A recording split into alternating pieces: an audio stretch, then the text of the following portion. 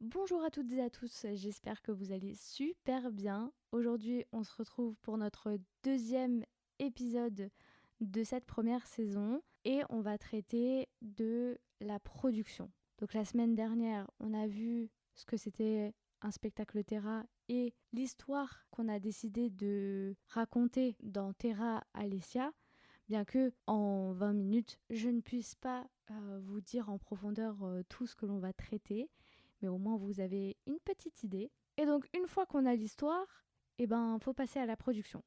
Faut passer à la réalisation vraiment du projet et comment on crée un projet d'une telle ampleur. Pour cela, il faut aussi vous contextualiser l'entreprise. Les spectacles Terra sont produits par Pierre de Lumière, qui est une association qui a pour but de gérer tous les bénévoles qui sont sur les spectacles Terra. Toutefois, la production exécutive, donc celle qui va venir vraiment s'occuper de l'organisation, de tout ce qu'il y a autour et de gérer complètement le projet, s'appelle Fiat Lux. Et celle-ci a été créée en 2024 quand on a fait le spectacle Terra Alsacia à Mulhouse. Et en fait, elle a été créée parce que auparavant, l'entreprise TSE, qui est une entreprise de location et de vente de matériel audiovisuel et qui participe à beaucoup d'événements culturels, a aidé Damien pour certains de ses spectacles. Puisque ça leur a plu, ils ont créé leur boîte de production.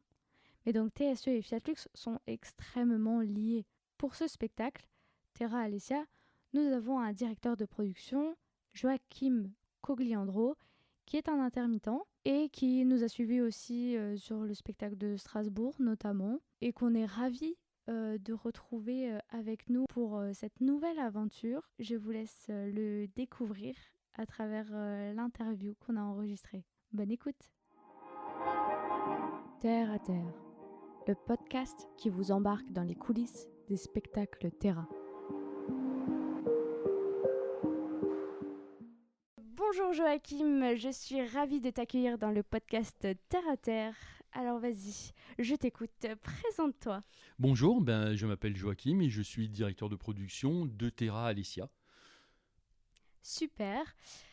Est-ce que tu as une autre mission sur ce Terra ?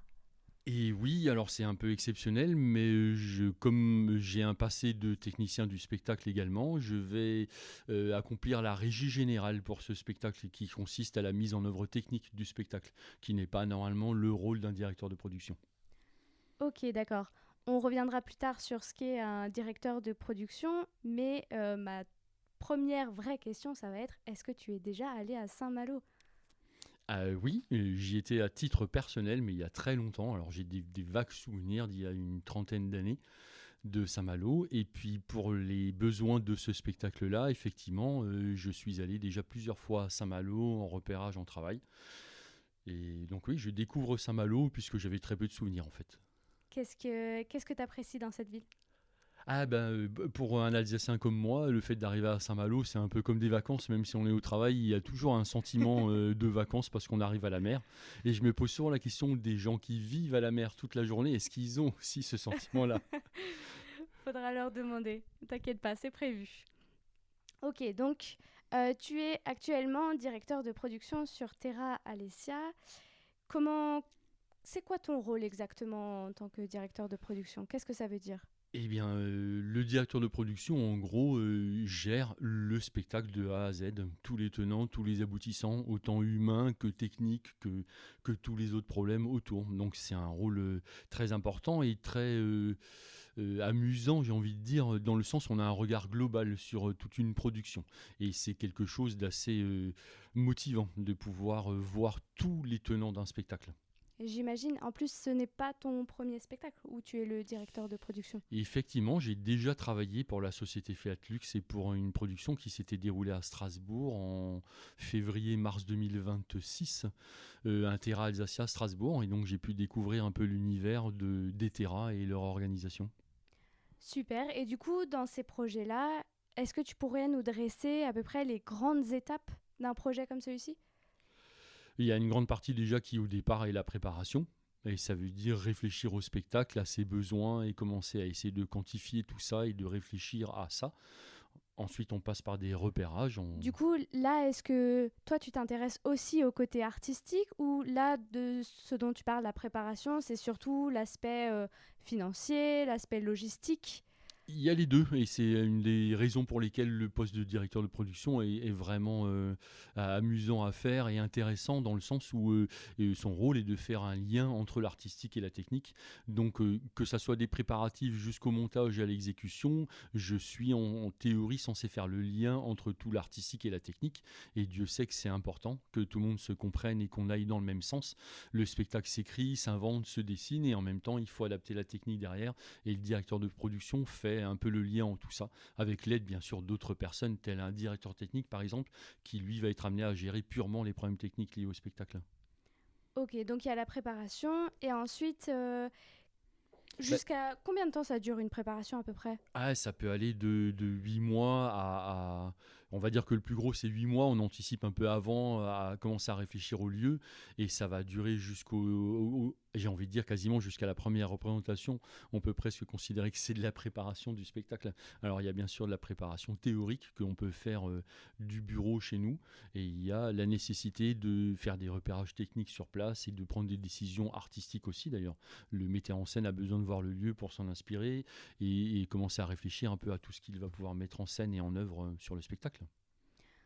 Ok, ça marche. Et donc, quelle est ta relation avec tous ceux qui participent à l'artistique et quelles sont les relations que tu as du côté technique? Comment ça se passe pour toi? Est-ce qu'il y a des relations qui sont plus simples pour toi à gérer?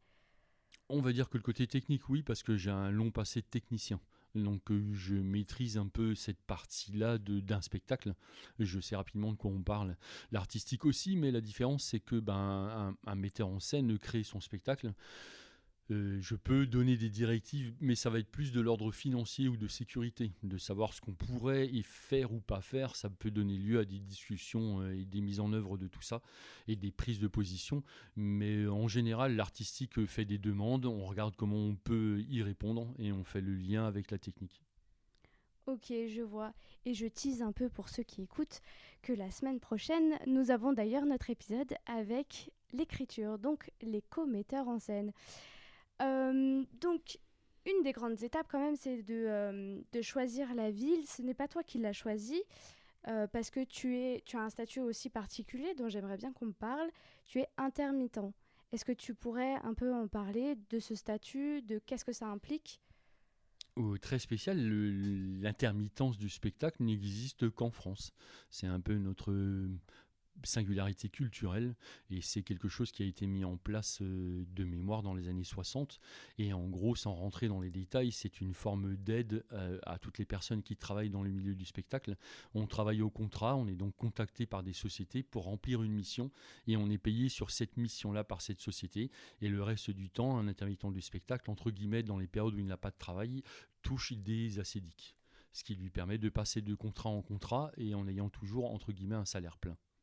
Et du coup, dans ton statut d'intermittent, donc tu as dit c'est un contrat qui commence de telle date à telle date.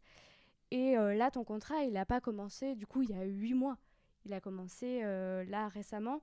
Comment c'est de te donner un projet aussi grand d'un coup dans les mains comme ça?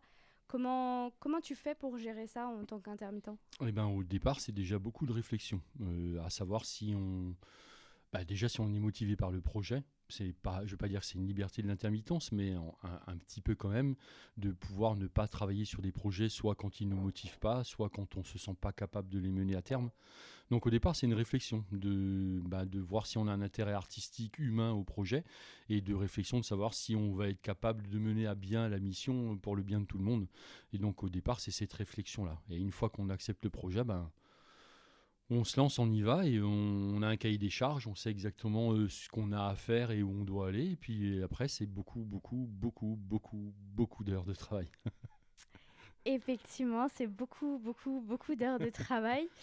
Et j'imagine que ça fait partie des contraintes d'un tel contrat. Est-ce que tu pourrais aussi nous parler d'autres contraintes qu'un directeur de production peut rencontrer sur un projet comme Terra Alessia? Le premier déjà, c'est d'accepter d'entre guillemets de plus avoir vraiment de vie. dans le sens, plus on approche de la date, et là on commence à être dedans, les dates se rapprochent, plus on approche donc des premières vraies répétitions avec tout le monde et des représentations, plus les journées vont être trop courtes pour résoudre toutes les questions ou tous les problèmes qu'on va me soumettre et qui peuvent aller. C'est un peu le principe de la direction de production. Ça va autant parler du repas des bénévoles que du transport du public, que du régisseur lumière ou de la personne qui s'occupe de la vidéo. Et tout ça va forcément s'accélérer. Plus on va s'approcher du projet, plus tout ça, ça va s'accélérer. Ça va faire de très longues journées vers la fin. J'imagine, du coup, c'est vraiment un métier passion pour toi.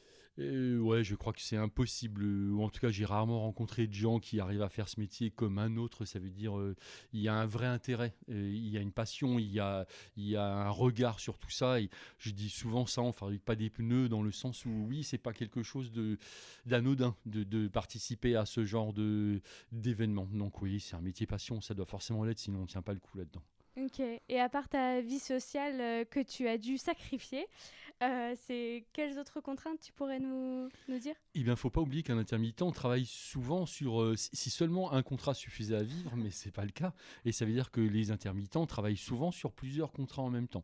Donc, en plus, il y a la nécessité de savoir jongler entre différents spectacles sur lesquels on est en train de travailler et de gérer tous ces problèmes en parallèle. Ça, c'est une des difficultés aussi, c'est de ne pas pouvoir se consacrer toute la journée qu'à un seul spectacle, c'est de devoir gérer d'autres soucis en même temps.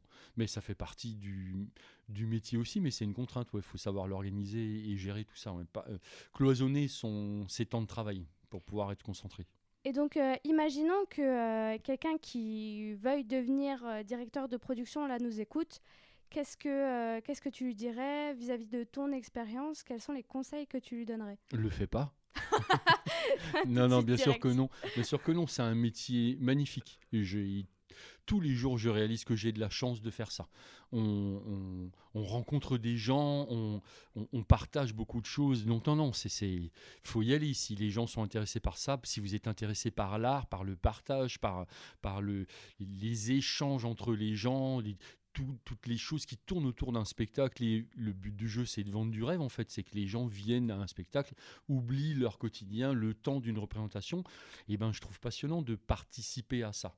Mais par contre, il faut bien comprendre que c'est pas du tout un métier normal. Alors bien sûr, il en existe d'autres, mais celui-ci est un peu particulier dans le sens où il s'arrête presque jamais, en fait, quand vous êtes dans les histoires. Donc il faut trouver un équilibre, je pense, dans sa vie pour gérer ça. Mais c'est passionnant. Je me rends compte tous les jours que j'ai beaucoup de chance de faire ce que je fais.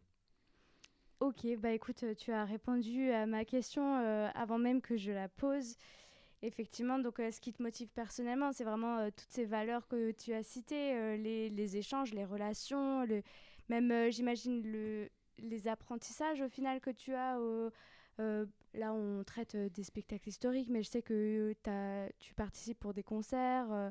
Enfin, ta culture en est nourrie, j'imagine. C'est ça. Et c'est épanouissant de travailler dans le domaine de la culture. Ah, je trouve ça passionnant, moi, le simple fait déjà de côtoyer autant de personnes différentes. À chaque fois, vous êtes sur une aventure. Alors, j'ai plus trop en tête les chiffres, mais le nombre de personnes, par exemple, qui participent à un terrain est impressionnant. Et vous êtes amené à un moment à un autre à croiser ces gens-là, à échanger avec tout le monde. Et ça, c'est vraiment passionnant. C'est richesse de ne pas être enfermé au même endroit, de faire tout le temps la même chose avec les mêmes personnes. Je dis pas, il y a des gens, ils ont besoin de ça. Moi, je trouve que c'est une chance, cet échange-là, et je trouve que c'est le plus passionnant dans ce métier. Vous passez votre temps à échanger avec des gens, que ça soit sur de l'art ou sur de la technique, mais ça revient au fait que ça soit beaucoup de gens qui partagent quelque chose en commun et qui vont dans le même sens. Et ça, c'est même assez difficile à décrire quand on l'a pas vécu. Ce que ça veut dire, cette énergie-là. D'ailleurs, les bénévoles qui vont participer à Terra Alicia vont le comprendre aussi à la fin de ce que cette aventure-là représente en termes de relations humaines. Et c'est vraiment le plus passionnant, quoi. C'est vrai que moi non plus, j'imaginais pas quelque chose comme ça. Moi, je suis arrivée seulement il y a quelques mois. J'ai vécu du coup Terra Alsacia à Strasbourg. Et l'expérience humaine est folle. Ouais, on le sait pas avant. Hein. Mais c'est ça, c'est fou. On se rend compte qu'on peut faire tellement de rencontres et juste sortir de sa zone de confort. Enfin, je parle surtout pour les bénévoles qui choisissent de faire cette expérience et qui choisissent aussi de nous faire confiance, de te faire confiance à toi, de faire confiance à toute l'équipe artistique pour mener un projet d'une ampleur quand même assez colossale. Là, pour le spectacle Terra Alessia, on parle quand même d'un spectacle qui va aller du 9 juillet au 23 août, ce qui est quand même assez long, et c'est pendant les vacances scolaires. Donc c'est quand même un gros projet. Est-ce que tu as des petites pensées à nous partager sur le timing? Déjà, ouais, c'est la période des vacances, mais juste pour revenir sur les bénévoles, ça fait aussi partie de ce qui est plaisant dans ce projet. Mm. C'est-à-dire, on sait, toi et moi, pour l'avoir déjà vécu, et beaucoup d'autres personnes autour de ce projet de Fiat Lux, que ce que ça va donner, ce qu'ils vont vivre. Et je trouve ça assez passionnant de se retrouver en face des bénévoles qui vont participer à cette aventure, où ils savent pas forcément, même si on leur décrit et que quand ils arrivent, ils ont une petite idée de ce qu'on leur propose. Mais je crois que pour la plupart, et on le voit nous à la fin des représentations, les sourires et ce qu'il y a dans les yeux des bénévoles, ils vivent quelque chose auquel eux-mêmes ne s'attendent pas forcément en fait avant de le vivre, mais nous on le sait. Et je trouve ça passionnant de partager ça, d'offrir ça et de savoir ce qu'ils vont vivre, de ce que ça veut dire d'être sur scène devant 500 ou 600 personnes tous les soirs et de vivre ça. C'est, à mon avis, une énorme chance. C'est quelque chose que ne vivent pas tout le monde. Ouais, surtout que ce sont pour la plupart des amateurs. Enfin, ce ne sont pas des comédiens confirmés, sauf là, bon, sur Terra Alessia, on va avoir un comédien confirmé, mais la plupart ont fait un peu de scène, ou alors même pas du tout. Mm. Ils font ça sur leur temps libre. Enfin, c'est quand même un projet assez Et exceptionnel. les terrasses sont des gros projets, même techniques. Je veux dire, il y a beaucoup d'organisations techniques autour. C'est pas juste trois personnes qui montent sur une scène avec un micro. Il va se passer beaucoup de choses autour.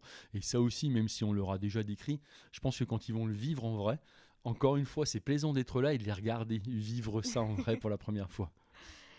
D'ailleurs, est-ce que avant de participer au Terra avec Fiat Lux, est-ce que tu avais déjà participé à des spectacles comme ça?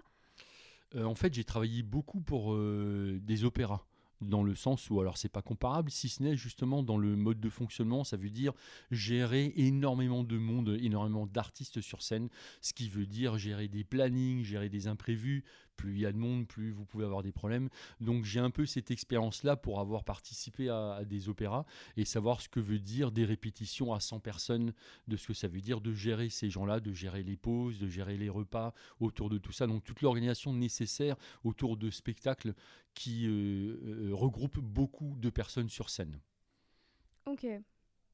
Mais pas de son et lumière immersifs comme ça, Ah, ouais, de mapping. si j'ai fait quelques plans comme ça dans ma vie, c'était pas forcément, et ce n'est toujours pas forcément mon quotidien, mais oui, j'avais participé déjà à des spectacles qui réunissaient des bénévoles avec Ok, du mapping et ce genre de choses. Ouais.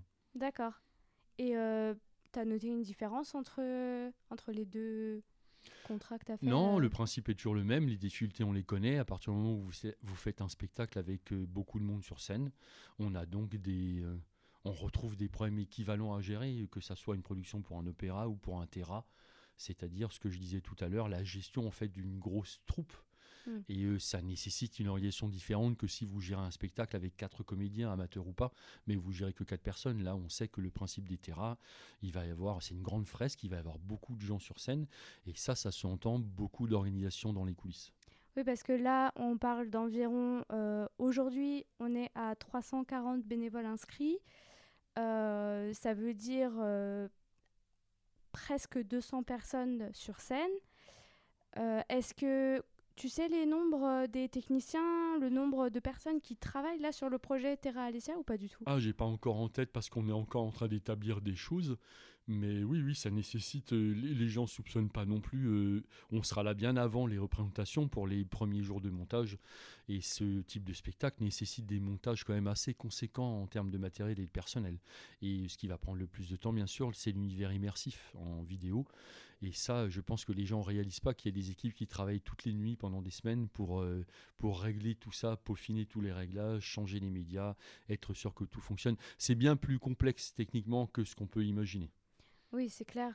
Bon, eh bien, nous arrivons à la fin de l'épisode. Est-ce que tu aurais un dernier mot pour nous, pour les bénévoles qui écoutent, pour les personnes qui sont intéressées de voir le spectacle Terra Alessia? Et ben pour les bénévoles qui nous écoutent, et j'espère que ça vous a encore plus donné envie de participer à cette histoire. Et nous, on est ravis, en tout cas, comme je le disais, moi, ça fait partie d'un de mes bonheurs, c'est de voir l'évolution justement des bénévoles au fur et à mesure des répétitions et au fur et à mesure qu'ils prennent conscience du gros projet dans lequel ils sont. Et pour les gens, je peux que vous motiver à venir voir ces spectacles immersifs qui sont censés vous offrir 1 heure et demie d'évasion au milieu de projections et d'une fresque historique. Donc oui, c'est des gros spectacles et on n'en ressort pas indifférent. Super, bah écoute, merci Joachim pour ta participation. Et je vous retrouve la semaine prochaine pour notre épisode avec Damien Fontaine et Natacha Geritsen sur le thème de l'écriture d'un spectacle.